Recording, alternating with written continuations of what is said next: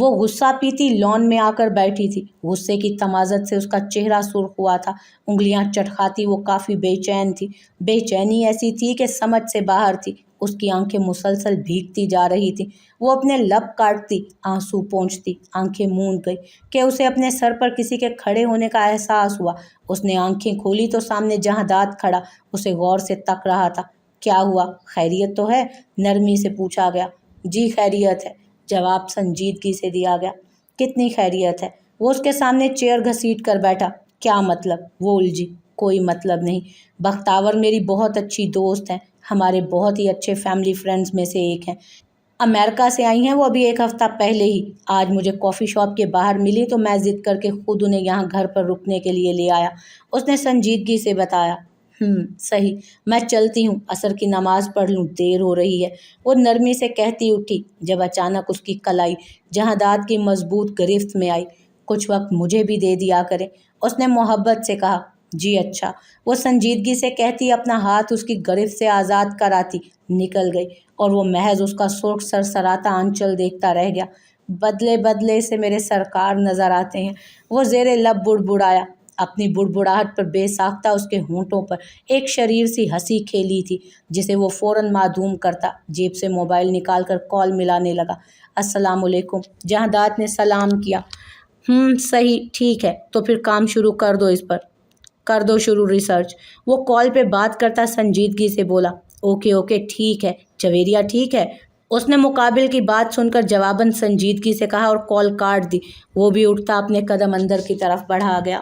بھائی آپ اتنا غصہ کیوں ہو رہے ہیں؟ آپ نے بھی تو دوسری شادی کر لی نا، وہ تھوڑا سا چڑا تھا۔ جہانداد کو جب سے اس نے اپنی دوسری شادی کا بتایا تھا وہ تو اسے اتنی باتیں سنا کر گیا تھا کہ اب جابر کو اپنے کان سے خون نکلتا محسوس ہو رہا تھا۔ ہاں کر لی، پر میری مجبوری تھی، وہ بھڑکا۔ کیا مجبوری تھی؟ کون سا آپ کے چھوٹے چھوٹے بچے رو رہے تھے آپ کے پیچھے جو مجبوری کا رونا رو رہے ہیں؟ وہ بھی دو بدو بولا تھا۔ بہت ہی بے غیرت ہو تم جابر، جہانداد بے بس ہوا۔ چل کرو برو، کچھ نہیں ہوتا، دونوں ساتھ ساتھ خوش ہیں۔ ایک میں ہی شادی شدہ ہو کر بھی کنوارا ہی پھر رہا ہوں، دو بیویوں کی موجودگی میں بھی۔ وہ اپنے بوٹ میں مقید اپنے پیر آفس ٹیبل پر چڑھا کر بیٹھ گیا۔ تم اس قدر بے باک کیوں ہو جابر خان؟ جہانداد کی موبائل میں سے بھڑکتی آواز سن کر جابر کے ہونٹوں پر اس کی مخصوص قاتلانہ مسکان رقص کرنے لگی۔ بے باک؟ توبہ کرو برو، میں تو چھوٹا سا معصوم بچہ ہوں، بے باکی کے الزام مجھ پر لگانا سراسر ظلم ہے، وہ دل فریب لہجے میں بولا۔ تم انسان بن جاؤ، ابھی تو میں کچھ مصروف ہوں، تم سے مل کر تمہیں بتاؤں گا بہت جلد، جہانداد نے دانت پیس کر کہا اور مزید اس کی سنے بغیر کال کاٹ دی۔ اور جہانداد خانزادہ کی اس حرکت پر جہانگیر کے ماتھے پر بل پڑے تھے۔ اس نے اپنی رسٹ واچ پر ٹائم دیکھا، ابھی مغرب ہونے میں کچھ وقت تھا۔ مغرب کے بعد اس نے سوچا کہ وہ گھر جائے گا اور اپنی ملکاؤں کے دماغ ٹھکانے پر لگائے گا۔ وہ سوچتا اپنے سامنے کھلی فائل ہاتھ میں اٹھا کر پڑھنے لگا۔ وہ ابھی بھی ویسے ہی ٹیبل پر پیر چڑھائے بیٹھا تھا کہ یکدم اس کی سیکریٹری بک لاتی ہوئی اندر داخل ہوئی۔ جابر نے ناگواری سے اسے تکا۔ سر، وہ باہر آپ کی دونوں بیگمات آئی ہیں، وہ دونوں بہت غصے میں ہیں، وہ اسے گھبرا کر بتا رہی تھی۔ تو آنے دو اندر، بیویاں آئی ہیں، کوئی میری مائیں تو نہیں آئیں؟ وہ اس کی بوکھلاہٹ پر چوٹ کرتا ویسے ہی بیٹھا رہا۔ پر سر وہ دونوں شدید غصے میں لگ رہی ہیں، سیکریٹری نے تھوک نگلتے کہا۔ ارے دیکھ لوں گا دونوں کو، بھیجو اندر، وہ شانے بے نیازی سے بولا۔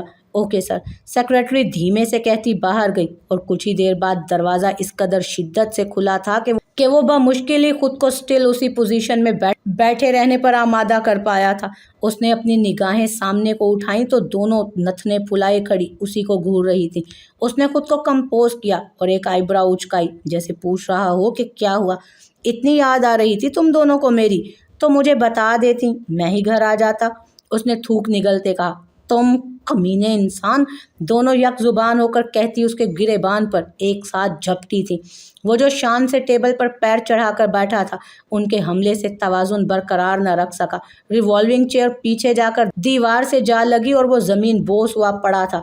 ہاں البتہ دونوں ٹانگیں اب بھی اس کی ٹیبل پر تھیں اور اب پیروں کے تلووں کا رخ آسمان کی طرف تھا۔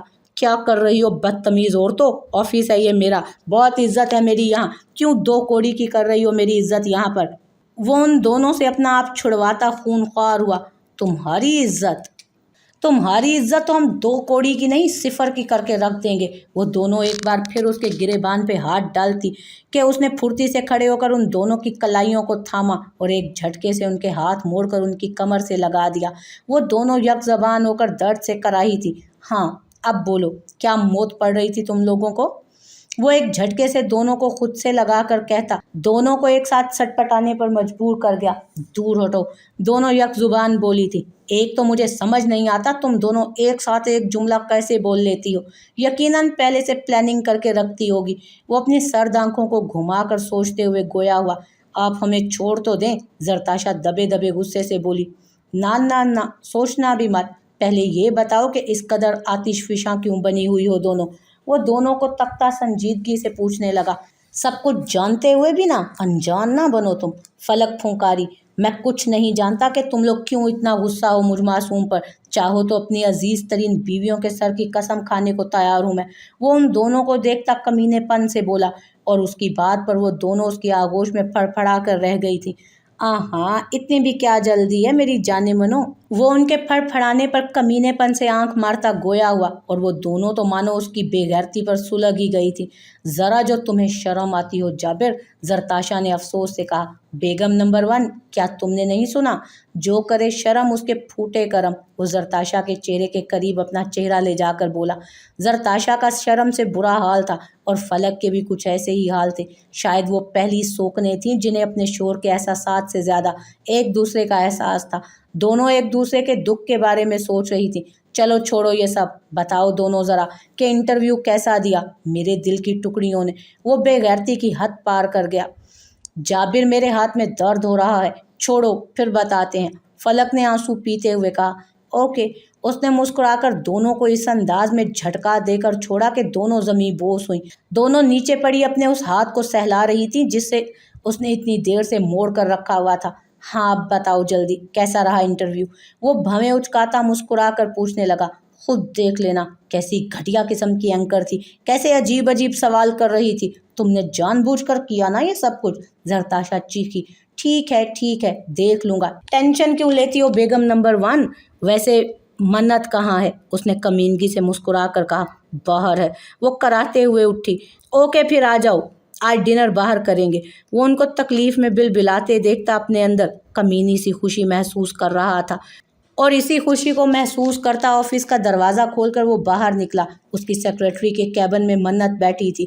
उसने जाकर मन्नत को गोद में उठाया तो वो चहक उठी खुशी से। बाबा! वो एकदम खुद को अपने बाप की गोद में पाकर अपने बाबा से लिपट गई थी। यस बाबा की जान, बाबा का जिगर। उसने उसके फूले गालों पर प्यार किया।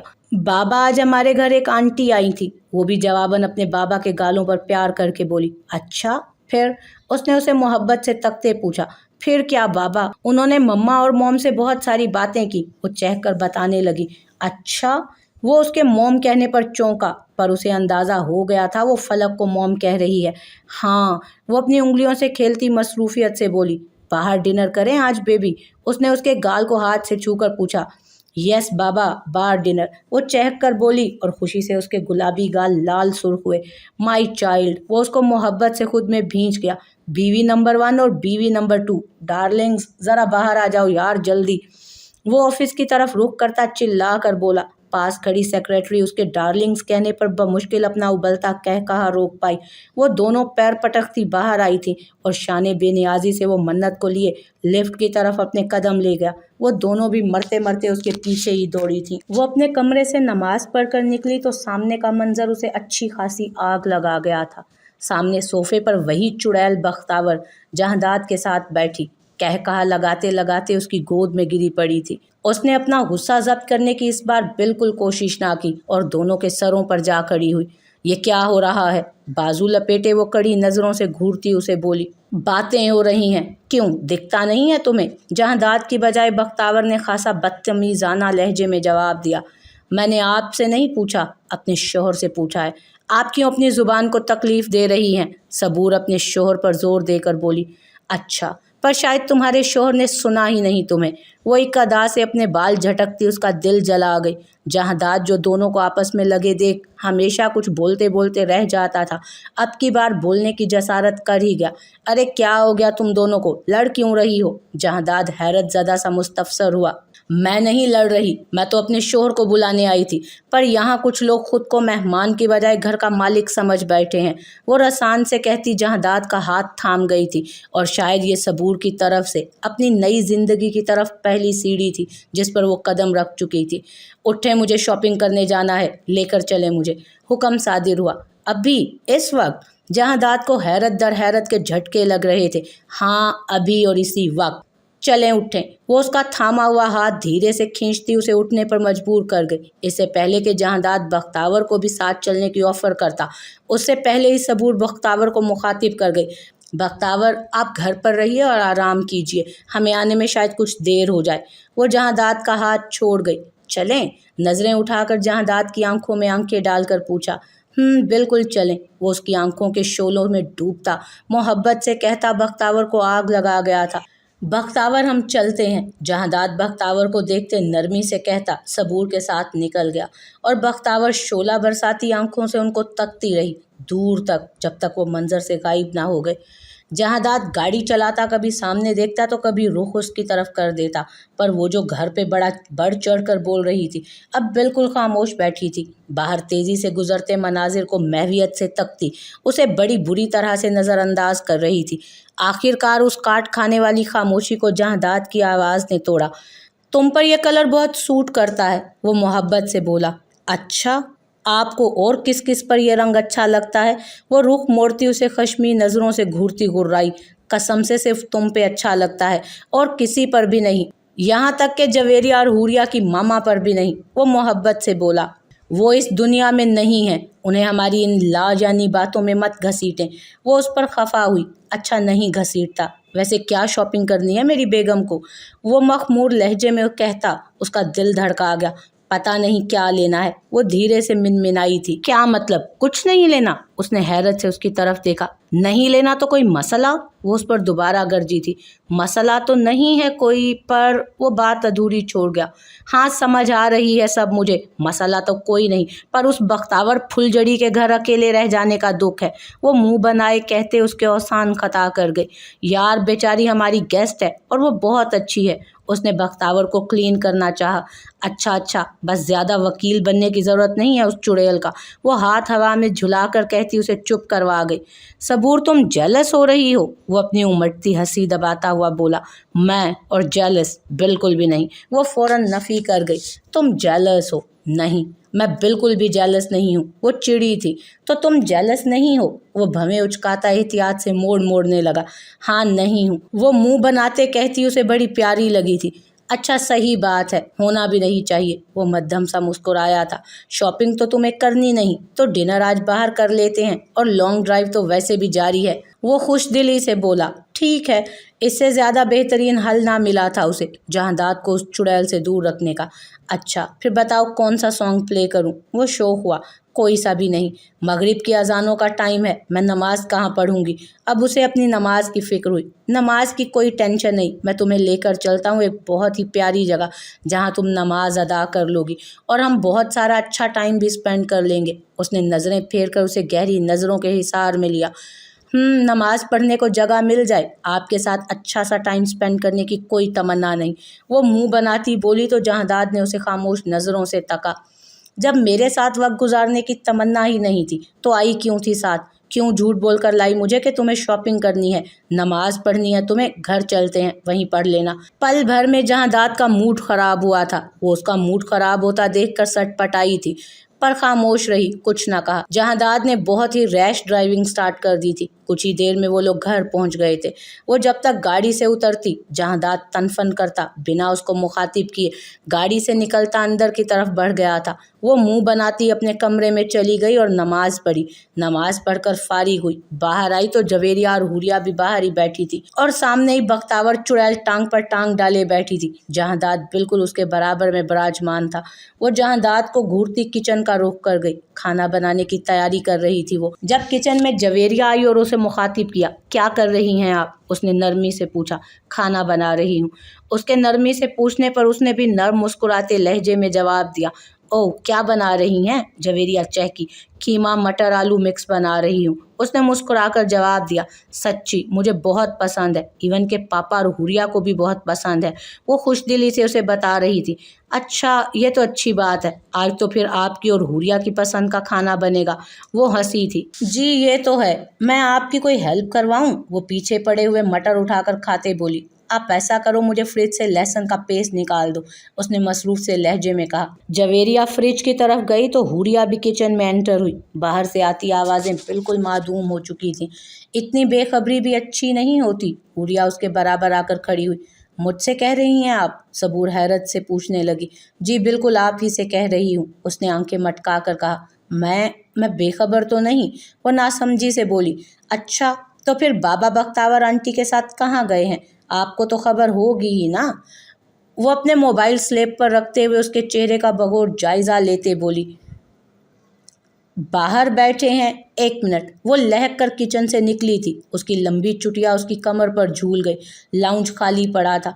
रात का अंधेरा फैल चुका था। वो बेबसी भरी सर्द आह खारिज करती वापस किचन में जा घुसी थी।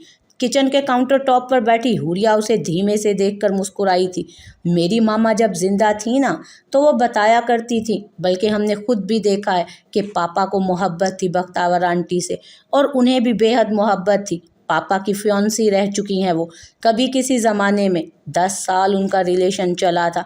बड़ी ही कोई धुआंधार किस्म की मोहब्बत थी। मामा बताती थीं कि फिर न जाने क्या हुआ कि पापा और बख्तावर आंटी का रिश्ता टूट गया, और फिर दादी ने पापा की शादी हमारी मामा से करा दी।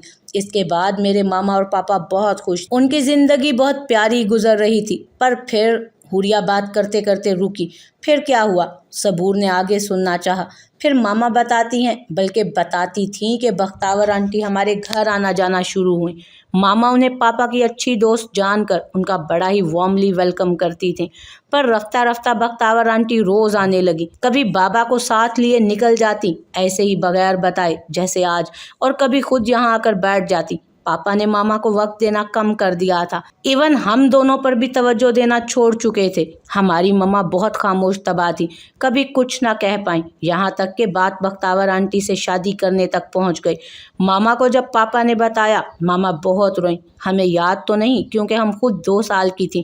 दोनों पर मामा अक्सर माजी के पन्ने खोल कर बैठ जाया करती थी। मामा का दिल टूट गया था। पापा से उन्हें बहुत शिकवे थे, बहुत ज़्यादा, मगर फिर भी वो शिकवा हमारी खातिर दबाती गई। जब नानी को पता चला कि पापा दूसरी शादी कर रहे हैं, वो भी बख्तावर आंटी से, तब नानी हमारे घर आई थी, हमें और मामा को साथ लेकर चली गई थी। फिर पापा के दिल में पता नहीं क्या हुआ, अपनी औलाद की मोहब्बत जाग गई। उन्होंने बख्तावर आंटी को मना कर दिया और हमें घर वापस ले आए। वो बाप बंद हो गया और ज़िंदगी के इतने साल बीत गए, पर अब वो सब दोबारा हो रहा है। शुरुआत हो चुकी है, और बैडली। आपके पास फ़िलहाल औलाद जैसी पावर भी नहीं कि आप मामलात के खटक हो जाने के बाद स्टैंड ले सकें। जो कर सकती हैं अभी करें, नहीं तो फिर अपना बैग पैक कर लें, क्योंकि बहुत जल्द बख्तावर आंटी आपको किक आउट करने वाली हैं। हुरिया की अधूरी बात को जवेरिया ने मुकम्मल किया। क्या मतलब? ऐसे कैसे वो मुझे किक आउट कर देगी? सबूर चिड़ी थी। उसका दिल यकदम जहादात से बुरा होने लगा। हमारा काम था आपको इन्फॉर्म करना, बाकी आपको बेहतर पता होगा कि वो क्या कर सकती हैं और क्या नहीं। हुरिया संजीदगी से कहती किचन से निकल गई। हुरिया सही कह रही है, आप जितना खामोश रहेंगी मामलात उतने ही खराब होंगे। जवेरिया ने उसे देख नरमी से कहा। वो उसकी बात पर इस बात में सर हिलाती खाना पकाने में जुट गई। वो लोग ओपन एयर रेस्टोरेंट में बैठे थे। चारों तरफ से उठती खानों की इश्तहा अंगेज खुशबू माहौल को काफ़ी खुशगवार बना रही थी। फलक और जरताशा एक दूसरे के साथ बराबर में बैठी थी। जाबिर और मन्नत उनके मुकाबिल बैठे थे। मन्नत तो न जाने जाबिर को कौन से किस्से सुना रही थी, और वो खुशी खुशी सुनकर उस पर तबसरा भी पास कर रहा था कि यकदम उसे उन दोनों को खामोश बैठे देखकर शरारत सूझी। उसने अपना पैर नामहसूस अंदाज में जूतों से आज़ाद किया और सॉक्स भी उतार लिए, और अपनी दोनों लंबी टांगों का फ़ायदा उठाते हुए एक पैर को फलक के पैर पर फेरने लगा और दूसरे को जरताशा के। दोनों का रंग यकदम सुर्ख हुआ था। दोनों शर्मा सी गई थी कि जाबिर खान ये इल्तफ़ात सिर्फ उस पे लुटा रहा है। ना चाहते हुए भी दोनों ये सोच रही थीं कि वो शायद उससे सच में बहुत प्यार करता है। वो दोनों बेखबर थीं कि वो दोनों से एक जितना प्यार करता है। फलक और जरताशा ने उसे घूरा। वो मोहब्बत भरी स्माइल पास करता आंख मार गया। वो दोनों सटपट आईं। उसके पैरों का अंगूठा अब दोनों के पैरों के तलवों पर सरक रहा था। वो दोनों शर्माई लजाई सी बैठी थी। दोनों अपनी अपनी जगह नाराजगी भूल गई थी। पर यकदम जरताशा की नज़र नीचे गई तो उसकी आंखें उबल कर बाहर आने को हो गई थी। उसने धीरे से फलक का भी ध्यान नीचे दिलाया। उसने भी देखा तो समझ गई कि वो एक तीर से दो शिकार कर रहा था। वो यकीनन यही चाह रहा था कि वो दोनों घर जाने तक इंटरव्यू वाली बात भूल जाए और उनका गुस्सा खत्म हो जाए। पर अफसोस जाबिर खान की किस्मत अब इतनी अच्छी भी नहीं थी। जाबिर, फलक उसे तकती मोहब्बत से बोली और फलक के साथ साथ जरताशा भी उसे ऐसे ही देख रही थी। उसे लगा उन्हें कोई बात करनी है उससे। जी मेरी जानमो, वो मुआशिकों वाले अंदाज में बोला, आप हमारे पैरों पर से अपने पाँव हटाना पसंद करेंगे? जरताशा बज़ाहिर निसार होने वाले लहजे में गोया हुई, नहीं, बिल्कुल नहीं। वो ढीठ पने से मुस्कुराता साफ मुकर गया। तुम ना इंतहा दर्जे के क्रंज आदमी हो, जिसको एक मिनट भी बर्दाश्त करना नामुमकिन है। वो दोनों उसे खूनाशाम नजरों से घूरती यक जुबान हुई। ऐसे मत देखो मुझे। वो उन दोनों को खुद को घूरता पाकर हंसी रोकने की वजह से सुर्ख चेहरा लिए उन्हें मदहोश नजरों से तकते बोला, जाबिर, क्या तुम ठरकियात में पीएचडी करके आए हुए हो? जरताशा ने उसे घूरा। जी, मगर सिर्फ आप दोनों की खातिर। वो कमीनेपन से कह कहा लगाता उनके पैरों पर से अपने पैर हटा गया और खामोशी से अपने खाने पर झुक गया। वो दोनों भी मजीद कुछ कहे अपने खाने पर लग गई थी और जाबिर साथ साथ मन्नत को भी खाना खिला रहा था।